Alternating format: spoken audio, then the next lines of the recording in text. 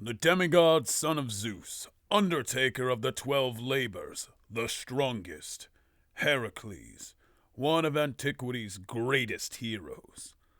But how strong is he? Let's just begin with a simple feat, detailed as a story from his infancy. Heracles strangles 2 large serpents sent after him by Hera. Now we don't know what these snakes are, since they're described as being vaguely large and having venom in coils, and a regular person can strangle a snake, though with varying difficulty. So Heracles, as a child, at least has the same strength as a grown man. Big shocker. Let's end this up and skip the fodder feats of killing his liar teacher and the likes of normal people in combat. We'll start with the Nemean Lion, a divine beast that was invulnerable to arrows and in some tellings to all but human hands, and Heracles wrestled it to death. Being able to face a lion alone puts Heracles in a tier above most people, and definitely into the range of superhuman. But based on detailings of its size, it very well may make Heracles wall level in power at his fight with the Nemean Lion. But let's step it up again, this time to a sea monster that was threatening the city of Troy. Poseidon sent it, and Heracles went to face it. Now, the purpose of the beast was to destroy the city, and taking it at face value, Heracles is building level, as the beast was not attacking all of Troy and outright destroying it, and therefore you can only assume it was destroying buildings one at a time, perhaps. If you wish to say the text did not say Heracles' struggle, this feat could be upwards of large building level, as he could handle the attacks and deal it back, or city block levels of power, but mythology, unfortunately, is vague. Taking his threat of attacking Troy when he did not receive proper reward, however, Heracles may scale up to that multi-city block level just based on his own strength. Let's push it even further. There was a giant named Antaeus who ruled over the country of Libya, who gained his power from the land itself when his feet were placed upon it. He matched Heracles in combat, and then Heracles proceeded to go further beyond, lifting Antaeus up and breaking and killing him. At minimum, he handles another fighter in the building ranges of attack potency, as they were fighting back and forth, but taking it literally, then Antaeus grew stronger from the land itself, and taking it to its most extreme, Antaeus would be country level, and Heracles beat him easily by picking him off the ground and crushing him. And if you think country level Heracles is cap, that's fine, I agree with you. After all, I am indeed lowballing him. Things get a fair bit crazier. Above anything else in Heracles' lore, there's one feat that I'm sure you've all been waiting for, and that is taking the sky from Atlas.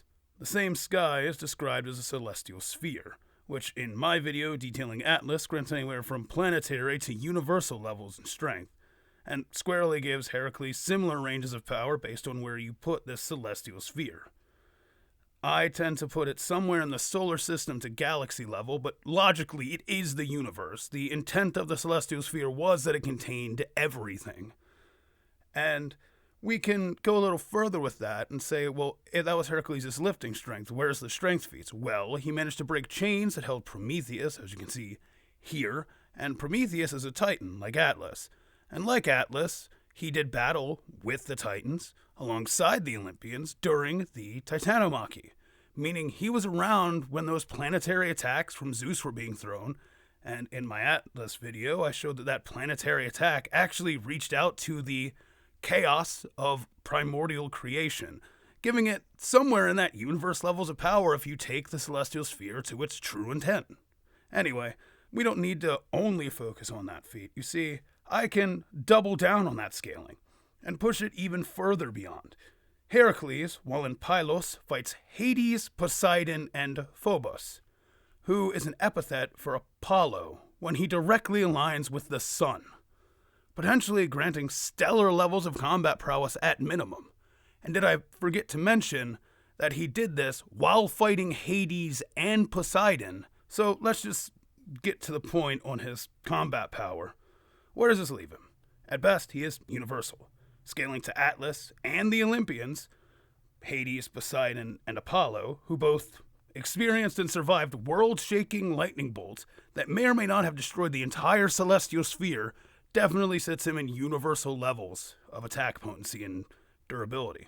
Mid-balling, we can scale him to at least solar system level, taking the general consensus of the celestial sphere. And from fighting with Phobos, it's very much common knowledge that it's a star to solar system level combat. Low-balling him, weakest that gods can be, and with the Antaeus feat, Heracles is country level. Further backed by forging the Pillars of Heracles and creating a further gap between Europe and Africa at the Strait of Gibraltar. And again, as I was saying, his durability scales very much to his attack potency. Being able to fight the gods of Olympus, wherever you scale them, gives him similar durability. And taking the heavens from Atlas definitely gives him the endurance to hold universal, solar system, or planetary weights, again, depending on where you want the celestial sphere to be. Now, we do have speed. Unfortunately, most I could find was like his father's lightning. And, of course, in mythology, lightning is used poetically. Now, though, here's some cantankerous scaling. Heracles has fired his arrows at the sun, and he has done battle with Apollo when Apollo is being directly coordinated to light itself, so Heracles may have relativistic to faster-than-light combat speeds, as he is dealing and besting light while dealing with Poseidon and Hades as well. But that is, at the most, kind of questionable. That's a lot, I know, and it doesn't even include half of Heracles' feats. The Hydra wasn't listed, though the Poseidon's monster attacking Troy probably fills the same niche. Let's just say big fights against big things is a Tuesday for Heracles. So let's get back to where we're going here. Absolute lowest ends for Heracles is country level to continent level in AP and durability, with lightning timing speeds. A safe baseline is certainly multi-continental to planetary ranges for taking the Pillars of Heracles' feet literally and pushing or pulling the two continents apart, with lightning to relativistic speed scaling thanks to fighting Apollo. A highballed Heracles, which is very logical, there's evidence of him having a universal feat, though, again, it's up to interpretation of the celestial sphere. Heracles is, again, that universal levels of attack potency and durability with faster and lighter speeds from his fighting with Apollo, again, as Apollo is denoted with his light epithet in the conflict.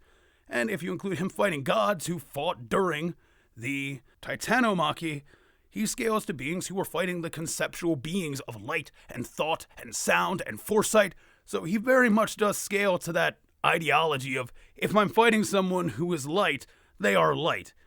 But that's enough. I would like to thank you all so much for watching. And if I missed something, or if you think I scaled something wrong, please don't hesitate to tell me. And as always, thanks for watching.